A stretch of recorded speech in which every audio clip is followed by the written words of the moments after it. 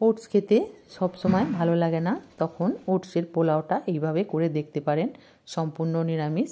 তো ওটসের পোলাও বানানোর জন্য এখানে আমি হাফ বাটি ওটস নিয়েছি, একটা গাজর, কিছু বিনস, একটা ক্যাপসিকাম এবং 4টে লঙ্কা নিয়েছি ও কিছুটা কাজু আমি ভিজিয়ে রেখেছি এবং কিছুটা বাদাম নিয়েছি। তো এখানে একটা কড়া বসিয়ে দিয়েছি এবং সাদা তেল দিয়ে দিয়েছি ও বাদামগুলো একটু হালকা লাল লাল হয়ে করে ভেজে নেব। তো বাদামগুলো আমার ভাজা হয়ে গেছে, এতেই আমি কাজুগুলো দিয়ে দেব, দিয়ে বাদামি করে ভেজে তুলে রাখব।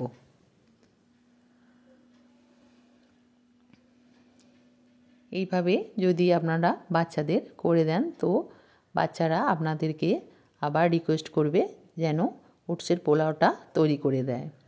তো এদিকে কাজু এবং বাদাম আমার ভাজা হয়ে গেছে, তুলে নেব। নিয়ে আরও কিছুটা সাদা তেল দিয়ে এবং 1 চামচ মতো ঘি দিয়ে রান্নাটা আমি করব। তো আপনারা যদি চান শুধু সাদা তেলেও করতে পারেন, আবার ঘি দিয়েও করতে পারেন। 1 চামচ আদা এবং কাঁচা লঙ্কাগুলোকে দিয়ে দিলাম, দিয়ে একে একে সমস্ত ভেজিটেবলসগুলোই দিয়ে দেব। তো প্রথমে আমি গাজরগুলো দিয়ে দিলাম, এবার দিয়ে দেব বিনসগুলো, ক্যাপসিকামটা একটুখানি বাদে দেব।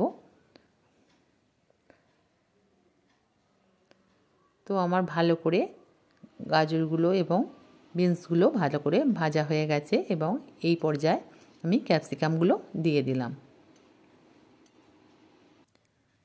1 চামচ নুন এবং হাফ চামচ মতো হলুদ এখানে আমি দিয়ে দেব। ভালো করে নাড়াচাড়া করে নেব। এই সময় আপনারা গ্যাসের ফ্লেমটাকে লোতে রাখবেন।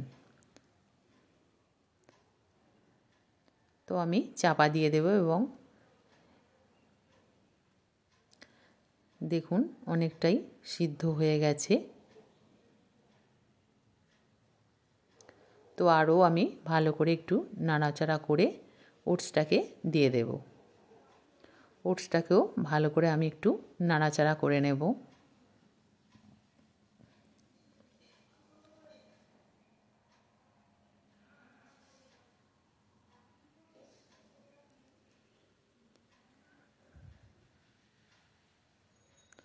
ওটসটা নাড়াচাড়া করা হয়ে গেছে এবং একটু এমনভাবে জলটা দিতে হবে যেন পোলাওটা ঝরঝরে থাকে।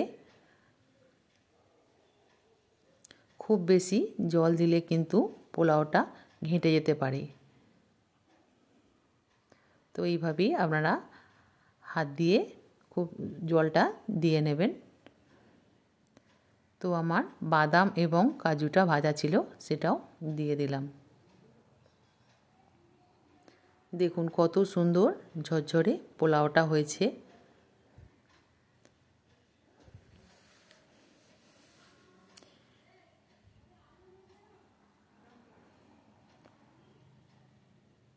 রেসিপিটা যদি আমার ভালো লাগে তাহলে লাইক, সাবস্ক্রাইব এবং কমেন্ট করতে ভুলবেন না।